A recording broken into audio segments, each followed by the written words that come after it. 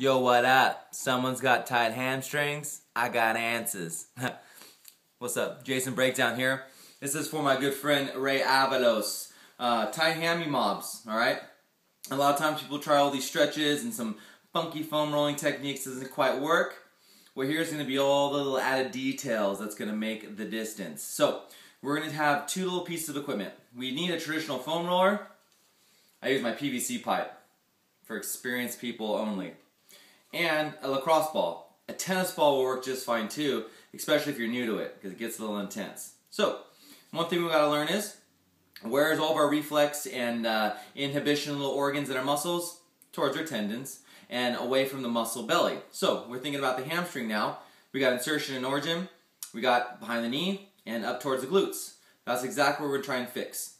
So, we're going to use the first, the tennis ball, lacrosse ball, to get the glute ham area. Anything closer to the hips is going to be coarse and dense and nasty because, again, that's where all that trauma and tension and everything starts. Anyways, most of the time people's hips are way too freaking tight to boot. So, we're going to take this tennis ball first, and we're going to kind of get ourselves in a traditional hamstring stretching position. What it's about is becoming smart and trying to find your trigger points. Okay? It's not about rolling around all funky. So, we're going to take this tennis ball, and we're going to get this in the glute ham concept, right? What you would call aka lower glute, right on the top of that hamstring. Tack that down right underneath where that booty creases, alright? So, you're going to try and find it at first just by kind of chilling. I'm just kind of sitting up good. You're going to find some little trigger points. Something's like, oh, dang, that's kind of feels a little hot right there. You know what I mean? And once you find that and kind of roll yourself, and I fucking got one right here, alright? And kind of swoop yourself. If this is your booty, you know, kind of make this little half circle into the hip and around, you know. Try and find that little area where you feel it. And then we got to get everything neutral. So we're going to make sure we get our toe.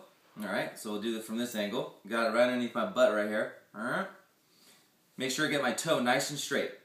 Pull the toe up, get it all neutral, even with the knee, big toe, knee, hip, everything even.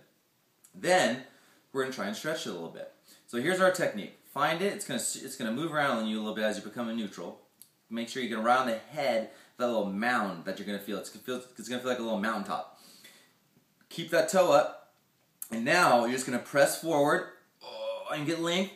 Once you're in it and you can feel that even more tack, you know, that muscle's tacked down against that ball. Now flex your quad. Oh, and let release. Flex, release. Flex, release. Now, move to your next little spot. It's going to move around. You're going to, oh shit, here's another new spot. Tight. Keep the toe up. Get everything back neutral again. Make sure we're on the top of that little zit head of that muscle, that little, what you would call a knot or something like that. That's just those bundled fibers. And again, we're going to stretch forward until we got it. And then now flex the quad. Flex, release.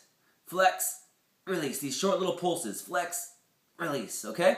Now, we keep all that going until we got everything through that glute really chilled out.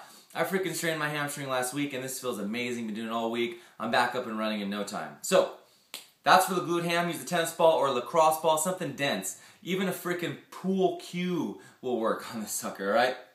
Now, let's get towards the bottom half of that hamstring, alright? And we're going to place our foam roller right underneath our knee, alright? Same thing. We got to find that trigger point, okay? So we're going to search around, get that leg straight. You're going to find these little little bumps. And once you find those little bumps, again, those little bundles of tissue that like to get all tense and whatnot, or even that coarse tendon, the muscle tendon unit fibers right there, we're going to find, stop there, same thing. Come forward, just a little bit, and then we're going to work on, again, pushing the back of the knee, flexing the quad into the foam roller. Press up, push that heel out, pull the toe up, and back down. Pull up, bring the toe to your face, press the heel out, back down. And then keep on searching for another little spot where it feels like a little tender. You're going to feel a little quite difference. And then come right back up, pull the toe to your face, so on and so forth. And you can even move yourself a little bit lower than the knee to your upper calf. There's a big kind of overlap relationship there too, so you can kind of search around there, and that'll help out your ankle and Achilles tendon mobility too. That will tend to put less trauma onto the hamstring as well. It's one big unit. So if your calves and Achilles tendons are tight, your probably hamstrings are going to suffer a little bit too. So try those two little mobs. Be very, very specific to my words. Okay, it's all about the details, and I hope you're doing well, Ray. My man. Peace.